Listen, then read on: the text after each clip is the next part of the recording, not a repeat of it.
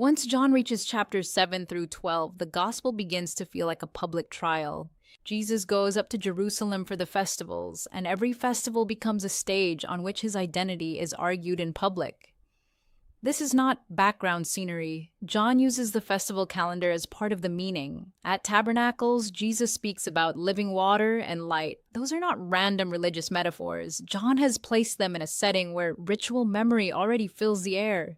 Jesus is effectively saying, "What this feast celebrates, I embody." That same move continues through the middle of the book. John is not just recording debates. He is presenting Jesus as the place where Israel's hopes, symbols, and expectations are now being concentrated.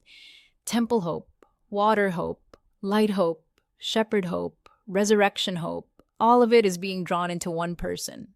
That is why the question of origin becomes so intense here. People say they know where Jesus is from, and on that basis they think they can dismiss him. But John keeps pressing a deeper level of origin. Jesus is sent from the Father. The sender-sent pattern runs through the whole gospel, but here it becomes impossible to ignore. The issue is not only geography. The issue is whether the audience can see that Jesus' deepest identity is not exhausted by hometown facts. The healing of the man born blind shows this perfectly. A man who cannot see comes to see. The people who assume they see become more blind, and the sign quickly stops being about eyesight alone. It becomes an inquiry, almost a hearing. The healed man is questioned. His parents are afraid. Authorities interrogate and threaten, and as the scene goes on, the once blind man becomes clearer and bolder, while the official experts become more rigid and less perceptive. By the end, John has reversed the categories. Blindness is no longer physical incapacity. Blindness is refusal. The shepherd material drives the point further. Jesus is not just one more teacher among rivals. He is the shepherd whose voice makes a people. Belonging in John is not finally secured by inherited status, public reputation, or mere religious location. It is shown by a recognition of the voice of the one sent by God. Then John places the Lazarus story exactly where it can do maximum narrative damage. Jesus gives life to a dead man, and that act of life becomes the thing that sharpens the decision to kill him. This is one of John's greatest ironies. You would think the biggest sign would settle things. In John, it intensifies the crisis. That tells you what the gospel thinks the human problem really is.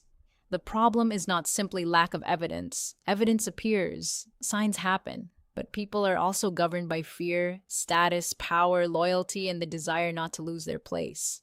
That is why chapter 12 is such a hinge. The crowds welcome Jesus. Greeks begin to seek him. It sounds like momentum. It sounds like arrival. But John says the hour has come, and the hour is not an ordinary coronation. It is the cross. For John, glory and suffering are not opposites. The lifting up of Jesus will be his execution and his exaltation at the same time. Once you see that, the whole middle section locks into place. The signs were never meant to create shallow amazement. They were training the reader to understand what kind of glory this gospel is talking about. Not fame, not applause, not public dominance.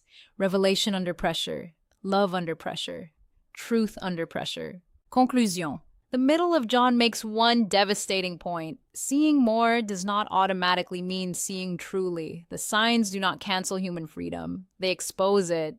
And once the signs have done their work, every reader stands with a crowd and has to answer the same public question John asks in Jerusalem. When glory arrives in a form you did not expect, will you recognize it or reject it?